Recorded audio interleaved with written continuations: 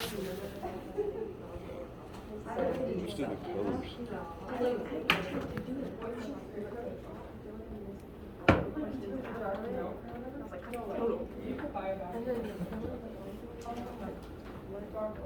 Good day, everyone. How y'all doing? Good, how are you? Very sleepy, which is my usual response, but it's worse today for a specific reason. So if I get sluggish or stop talking randomly more than usual, that's probably why.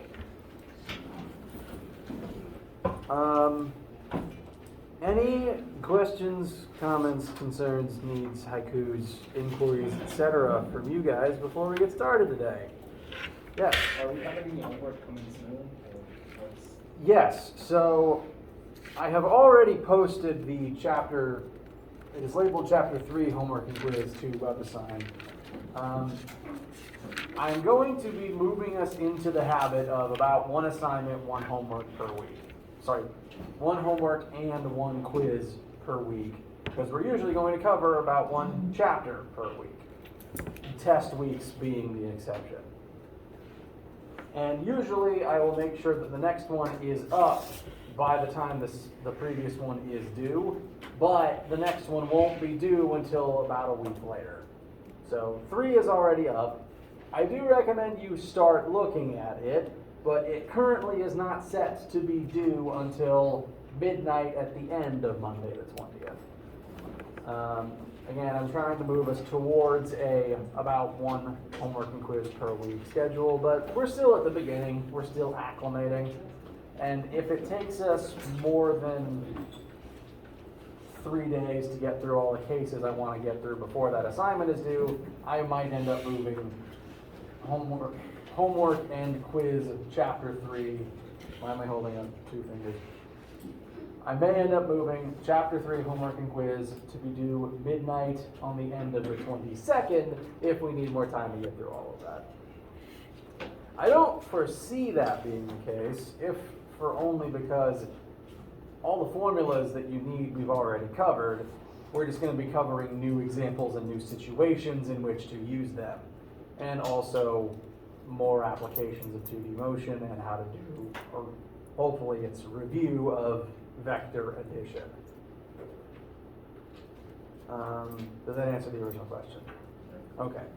Do look at homework chapter 3. Do start it. But a reminder of my usual advice for looking at the homework. When it first goes up, there's going to be stuff in it you might not have seen yet, because I put it up at the beginning of the chapter, and it's going to have stuff in it, questions in it from the end of the chapter, which we will have covered by the end of that week. So when you first open it, if there's questions you look at and think, I literally don't know what to do, that's normal, because we wouldn't have talked about them yet. It's by design for you to open it and not be able to answer every question the first time. It's meant for you to keep coming back to it as you learn more. So if you look at one and you're just struggling with it and blanking on it, just put it down. It's fine. It's meant for you to come back to later. You have time. Breathe. All is well. Apparently I needed to tell myself that because I got really happy hearing that in my own voice. I don't know. I need a nap.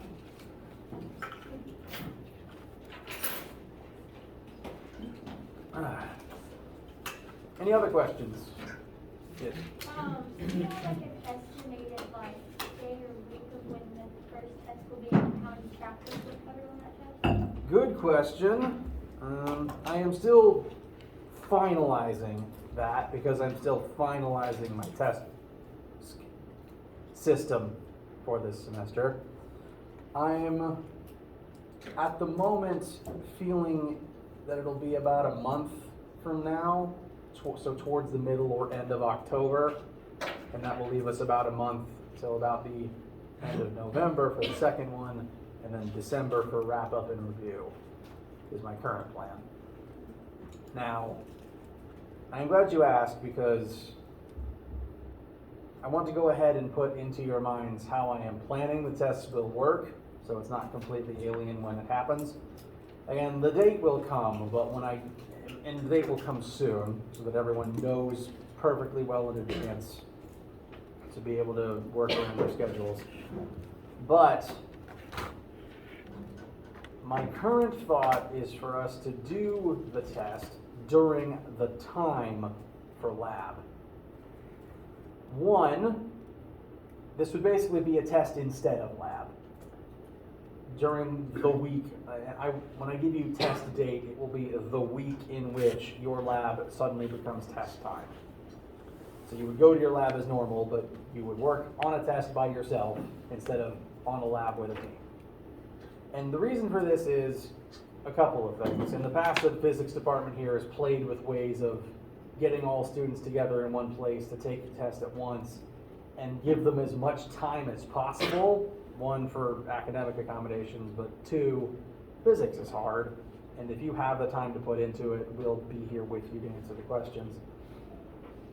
And I don't like the idea of forcing you to do exactly 50 minutes worth of physics in 50 minutes worth of class with no possible grace period for asking questions at the beginning or end or middle.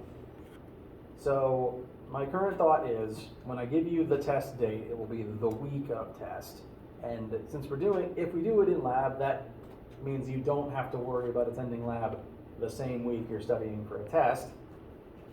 But also it means that you come in, I give you a test designed to take 1 hour, but you have up till 3 for academic accommodations and because physics is hard, and so that I'll be there to answer everybody's questions.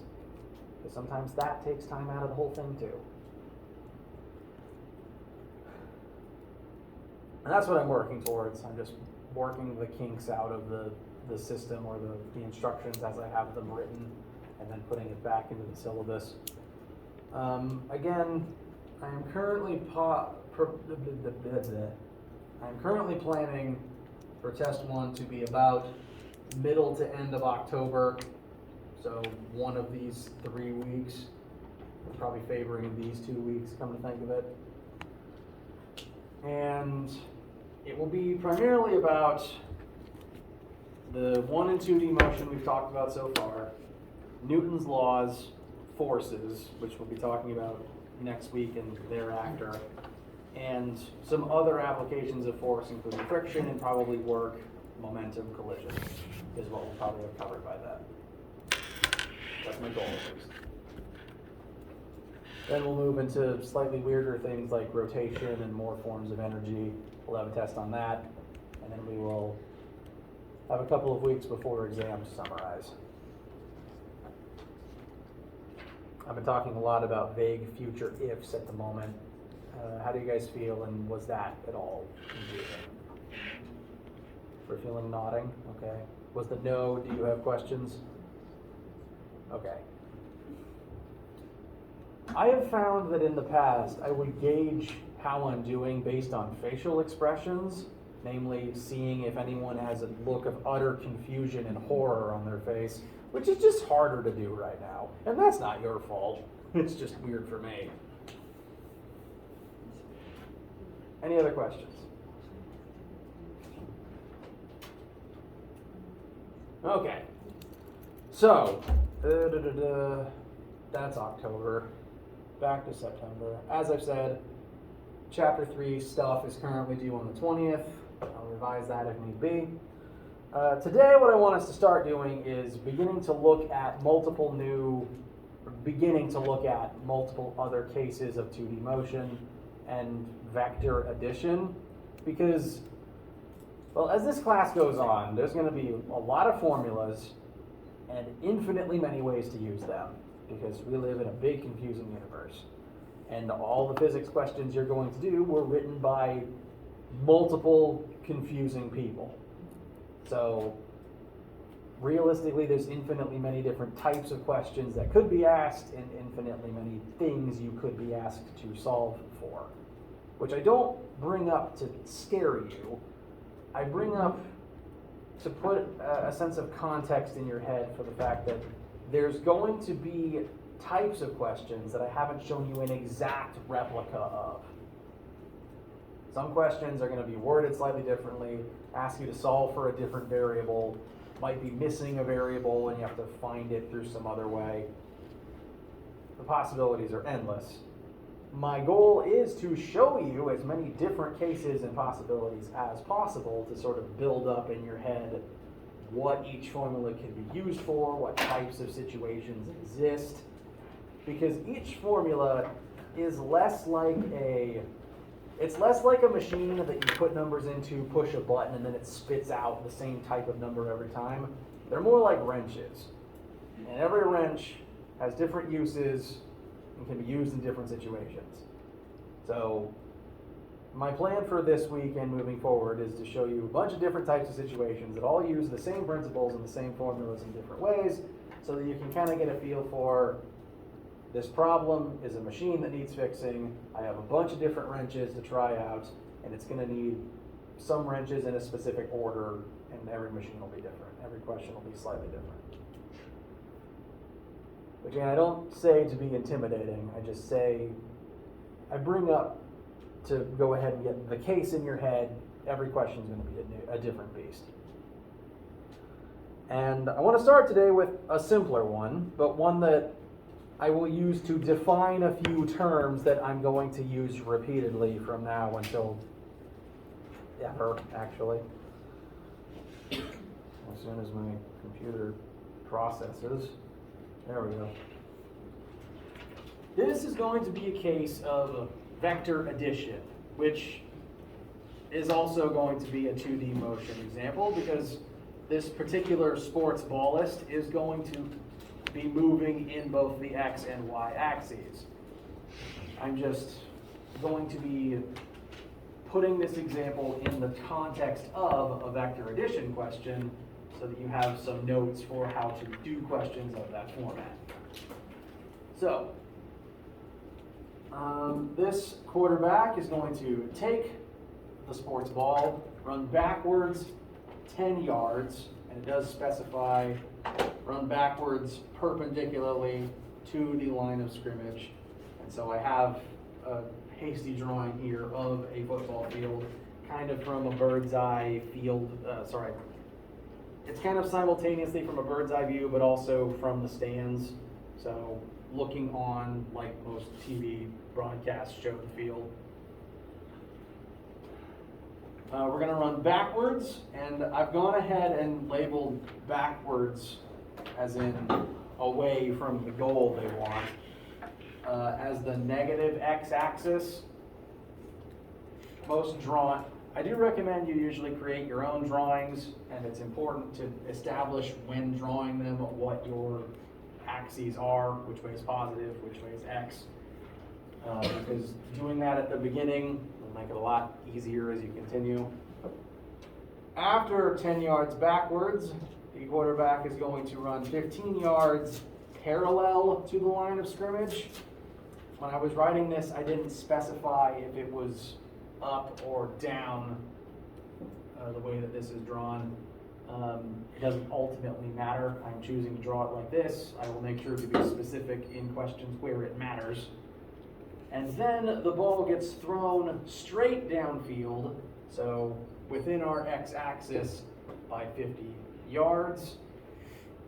And the thing we are ultimately going to solve for is the magnitude of the ball's ultimate resultant displacement.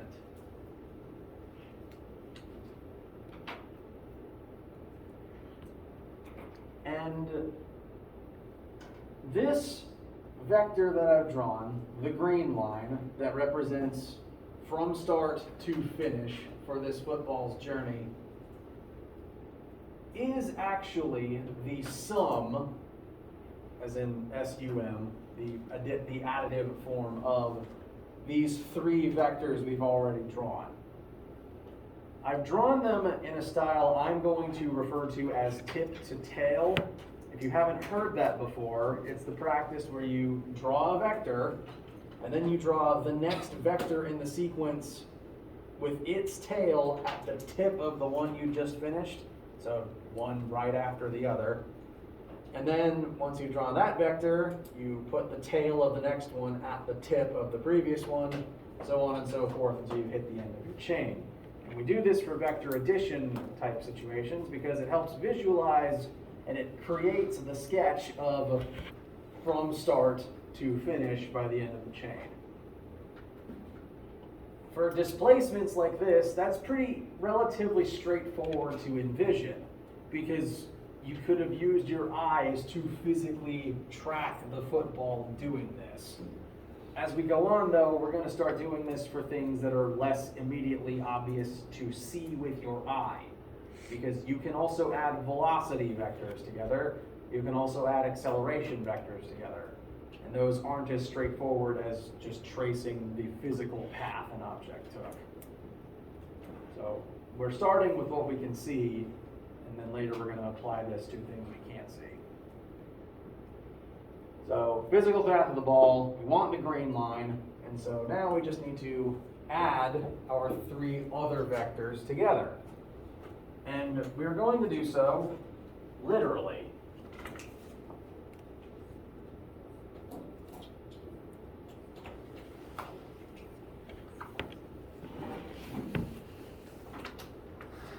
Welcome back to grade school, the sequel, The Reckoning. To add vectors, you will literally just add them. I prefer to write them vertically, at least for nostalgia's sake. But it is important to make note that we can only add x's to x's and y's to y's. So these are the parentheses around coordinate points that we're going to write now. So the first vector we were given is 10 yards backwards. We are going to write that as -10, 0, because we are defining that direction as within the negative x-axis. Then we run 15 yards. I drew it as up, so I'm going to list that here as 0, 15. And then the ball was thrown 50 yards forward in the positive x direction, so 50, 0. And now that they're all in a nice stack like this, we will literally add them like one might have done back in grade school.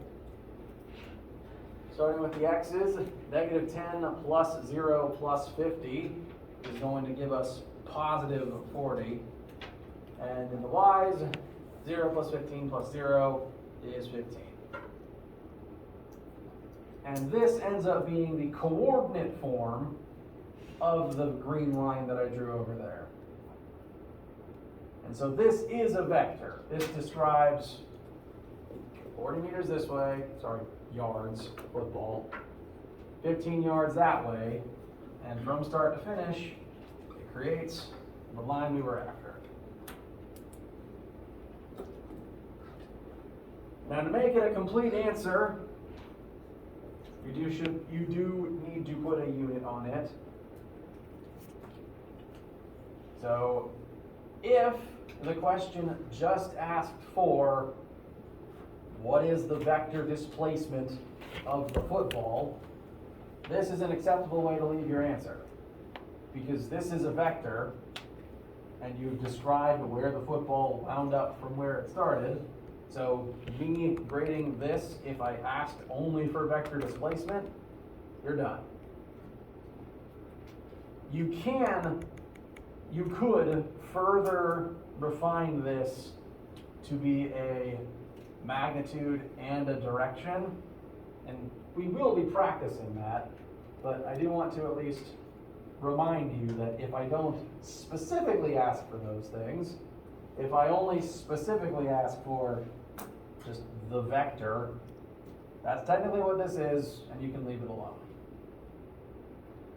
However, I did specifically ask for the magnitude of the football's resultant displacement, and the one number that represents the whole magnitude would be the hypotenuse of this triangle.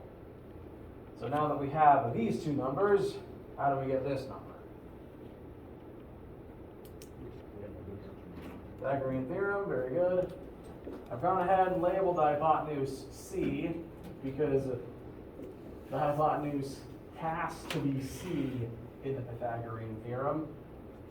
Either x or y leg can be A or B. That doesn't matter, but the hypotenuse has to be C.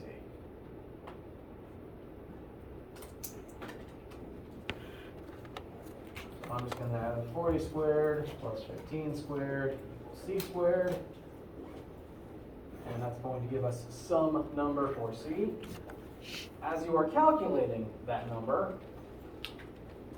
I get questions very frequently from students in class and in lab who show me their work and say, does that look right? And because I've been doing physics since high school, so 15 years of my life now. I wasn't getting paid for it at the time, but I was doing it. And so I've developed a pretty good sense of scale for what answers should end up being, which not all of my students possess. So as you're working this one, and as a tip to remember while working similar questions, the hypotenuse is always the single largest side of the triangle. So to put in your head, does this answer make sense? You should get a number bigger than 40. What kind of numbers you guys getting? 42.7. There we go, and that's bigger than 40. Anyone disagree?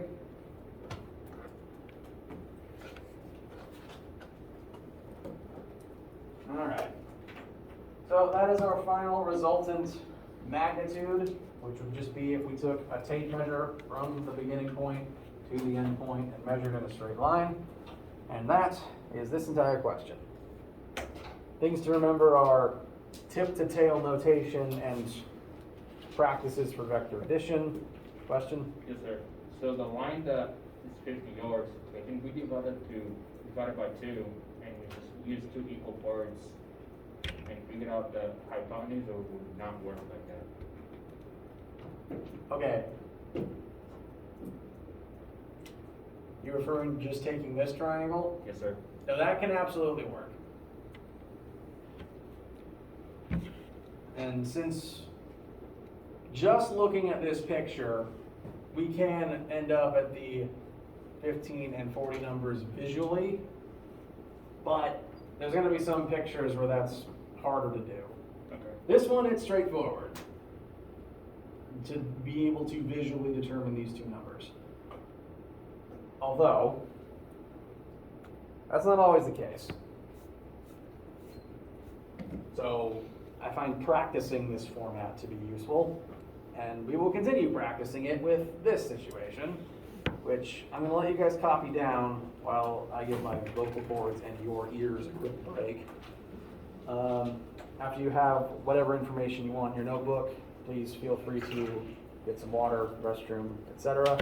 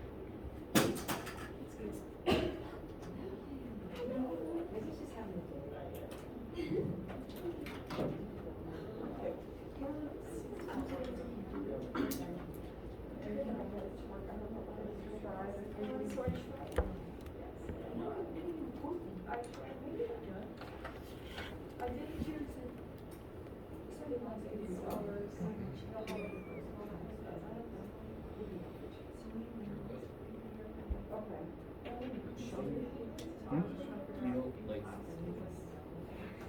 you see this? It actually no, never mind. Stupid. Actually, it's not gonna work. Because I don't think it is gonna look at Ryle's ring. A square. Square doesn't have 40 degrees. Only 90 degree. I'm just thinking about multiple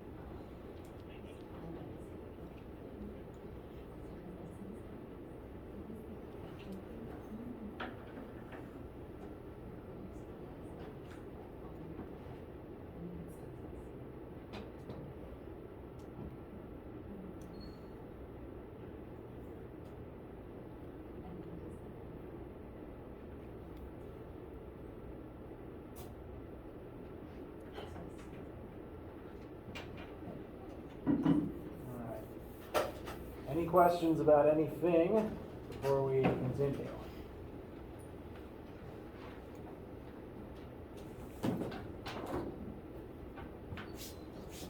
Okay. Excuse me. So, this is also a vector addition question. However, this time neither vector is cleanly within just the x or y axis. So, we've already drawn them tip to tail, one right after the other, which is good for our drawing. We can now visually see that what we're gonna be after is the vector from here to here. But we are going to need to figure that out. This is still vector addition, and we're still going to use this basic, or I'm still going to set it up in this form over here. But first, we have to break each of these vectors up into its components.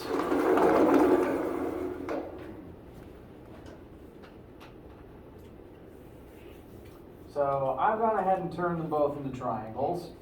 And it refers to the red one as vector A, the blue one as vector B. Vector A is 20 meters at 40 degrees counterclockwise from the x-axis. And to break it up into its legs, from the 40-degree angle mark, we're going to use some SOHCAHTOA. Sine of 40 degrees would be the opposite leg over the hypotenuse. So I've got sine of 40 equals AY over 20. Therefore, AY is 20 times the sine of 40. Meanwhile, if we do cosine of 40 degrees is the adjacent leg over the hypotenuse. So cosine of 40 will be AX over 20. Therefore, AX is 20 times the cosine of 40. I'm going to kind of improve my 4s because they keep turning out like 9s.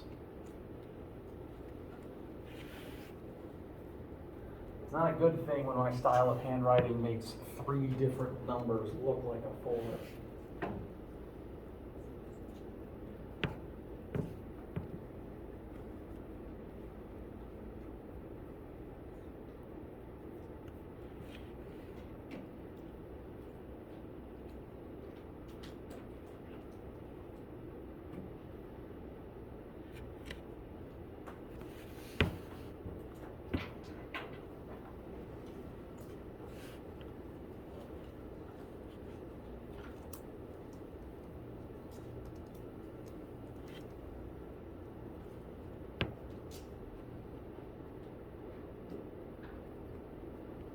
Yeah, I need to work on things because this is a 4, a 9, and an 8.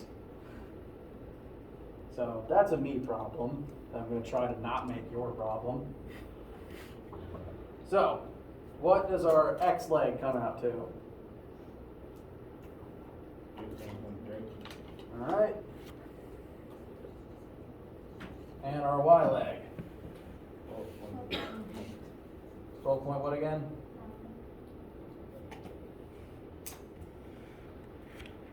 My ears, which again aren't great, is hearing multiple things, so I'm going to do what I should have done and recheck it myself real quick. 12.9, does anyone disagree? Okay, so I just took what we found for AX, put it here, AY, put there, and this is now the coordinate form of vector A, which I'm going to go ahead and put into our addition structure.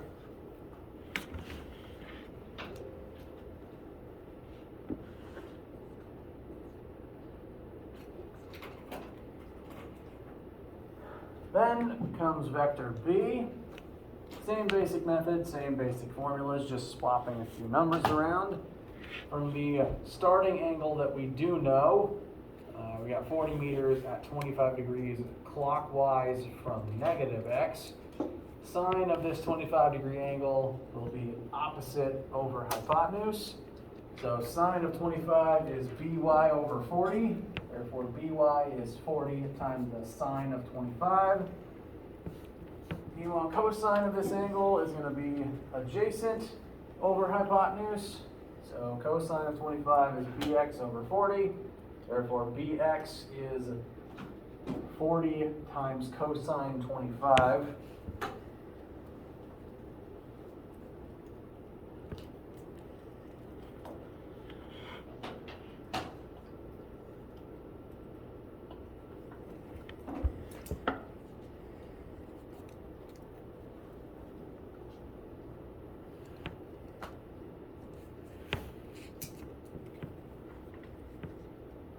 Sometimes my B's end up looking more like lima beans. Gonna work on that one. And what are we getting for our x and y legs of this triangle?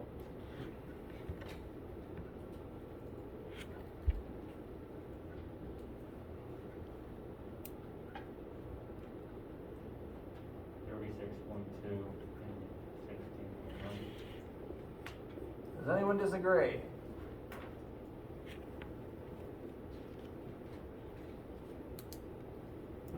Alright. So, are we all set to move forth with addition? Quick question. Why don't we make the 36 a negative because the x is multiple? Correct. Are you going to point out the same thing? I was getting 36.3. Double check myself. 40 cosine 25. Yeah, I'd round that to 0.3. Usually I'll carry it to the hundredths place, but I'm tired of writing. But yes, the picture that one draws is very important for a multitude of reasons. One, it helps set up what variables go where, and you can label things and put things exactly where they help your brain. But two, it can help visually remind you of what direction everything is pointing in, and therefore, if it needs a positive or a negative sign.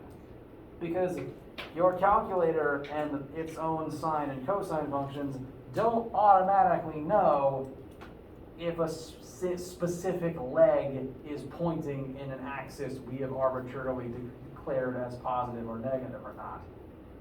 And that's where the picture comes in. Looking at both of these vectors in the y-axis, they're both scrolling upwards the entire time. But they oppose each other in the x-axis. Vector A pulls left, vector A pulls right. Meanwhile, vector B pulls left, but more strongly than vector A pulls to the right. And if we continue with our arbitrary system where right is positive x, that would make the x leg of vector B point in the negative direction. And again, since our calculators don't know that, because our calculators can't interpret this image, we ourselves have to do that manually. And picture is important, as is your own understanding of physical space around you. Now that we've done that, we can add as normal.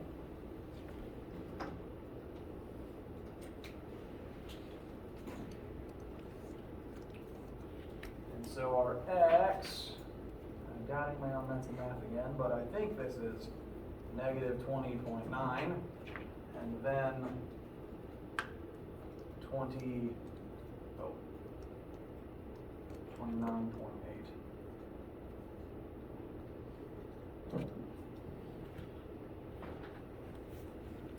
Does anyone disagree?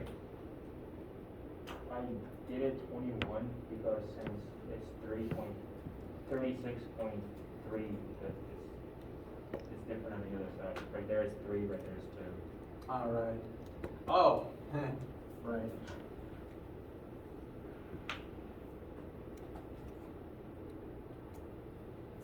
Thank you for catching that.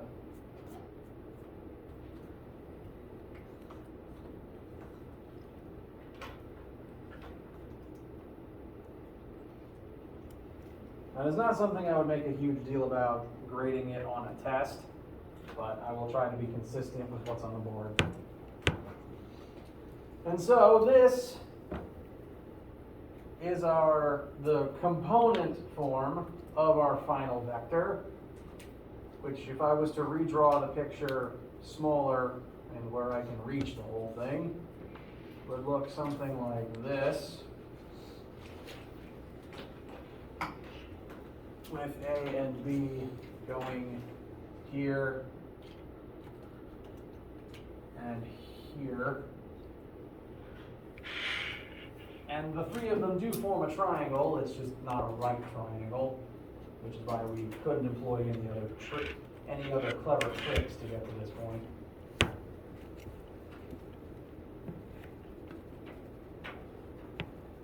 And if all I asked you for on an assignment was just what is the vector displacement from start to finish, this is a perfectly acceptable way of writing the answer. But just to get the practice for it in the notes, let's find the magnitude and direction anyway.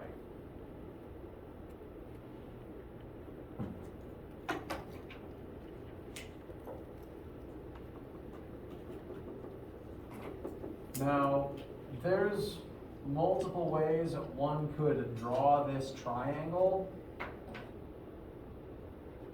and still result in an accurate picture and a correct answer.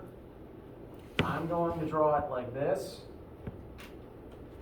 because that will help to put the direction we find in terms of the x-axis. Again, you could do this a couple of different ways.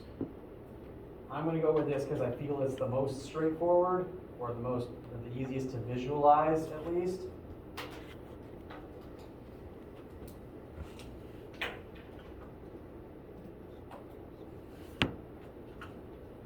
And so, if this is our component form, we're going to want to turn that into magnitude and direction form, which is hypotenuse followed by angle. So we're going to need to find those two things. We know the other two legs of this triangle though. So what's probably the easiest way to find hypotenuse? Pythagorean theorem. I'm continuing with our x leg being negative for now. It won't matter ultimately here, like it's going to cancel out in a second, so it'll be fine. And then when we find the angle, I'm still keeping it negative for a reason we'll see then. Again, hypotenuse has to be c, that's not optional, so we'll just do y squared plus x squared. We're squaring the entire x number at once, so that negative will cancel, and our answer will end up making sense.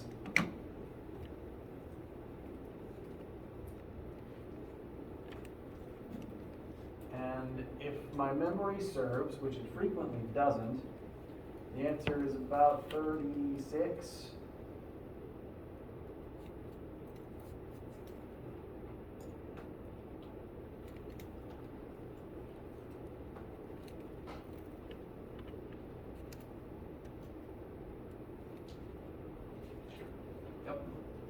So I've got, please tell me if your math disagrees, 66.5 meters.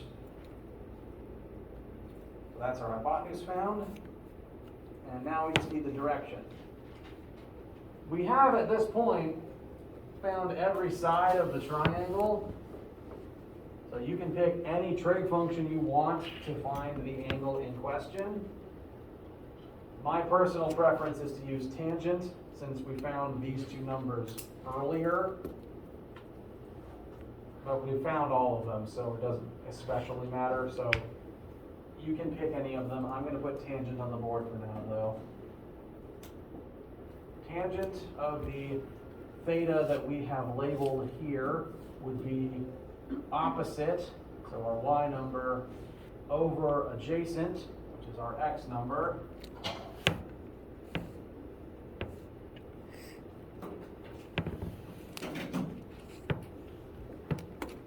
so our ultimate theta will be the inverse tangent of 29.8 over negative 21. What sort of angle are we looking at? Negative 54.8. Very good. You did say 54.8, right? Okay. I'm probably just going to call that negative 55 for simplicity's sake. But does anyone disagree? All right. Now, two things I want to address. One, the negative is here for a reason, and it makes sense. In the system of unit circles that mathematicians from centuries ago established that we're still using, we assume that positive angles start at the x-axis and then go counterclockwise. Therefore, a negative angle goes clockwise, which, based on what I drew, is what we're looking at. So that's what the negative represents here. But every angle is technically an angle from some reference point. And so for your answer to be truly complete, you do need to specify what that angle is from. And again, just the way that I drew this picture, we can describe it as negative 55 degrees from the negative x-axis. So this bottom line here is along the x, and we have tilted 55 degrees clockwise from there. And we now have two, I don't know why I put that arrow, I think I was going to do it. Anyway, we now have two complete forms of that final vector answer. So whichever form a question asks you for, you have access to either. WebAssign does tend to get picky though. I think WebAssign tends to prefer this version. And because WebAssign is picky, it will tend to specify what axis it wants your answer in terms of. So before you press enter, it's very worth reading what WebAssign says, because usually it will only have an entry box for a number, and then it will say next to it in unalterable text, degrees from some reference point. So always read it before you press submit. Now, yes? You have to put the minus before it. Yes, WebAssign could interpret the minus just fine. And me reading your answer as well would be able to do so too. Now, there is multiple ways to write this same thing and still be correct, because there's usually multiple ways to get to the same correct answer in physics. For one, you could write a positive number and then specify the word clockwise in your answer. You could also, if you wanted to, describe your answer in terms of the positive x-axis by solving for the complementary angle, which would also be legal. It just makes the triangle drawing look a little funnier in my opinion. But WebAssign might ask you to do that, because then your answer would be counterclockwise from x, which is standard notation. So again, pay attention to what the mean computer is asking from you. And I think that's probably the end of lecture. Yep, we can wrap up there. Any questions before we break for the day? Yes. Can we use the original information to give the same information, like the 40 and the 20?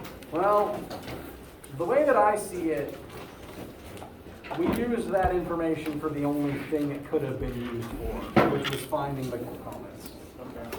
There's, as far as I'm aware, no way to say, use the number 6 in here successfully. There's no way to just add the 40 and the 20 together, or to use the 40 and the 20 in any other way that I'm aware of, or that I would think to show you guys. Because we're trying to figure out the hypotenuse, like the 36.5. Can't you use the 40 and the 20 to figure out the same number? Because Well- in that case, it's gonna be the hypotenuse total. Oh, you mean, oh.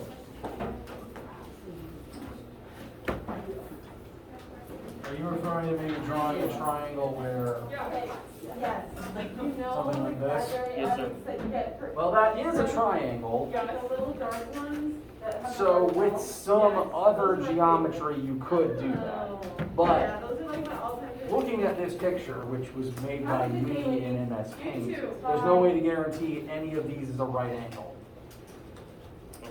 And so without that knowledge, you'd have to revert back to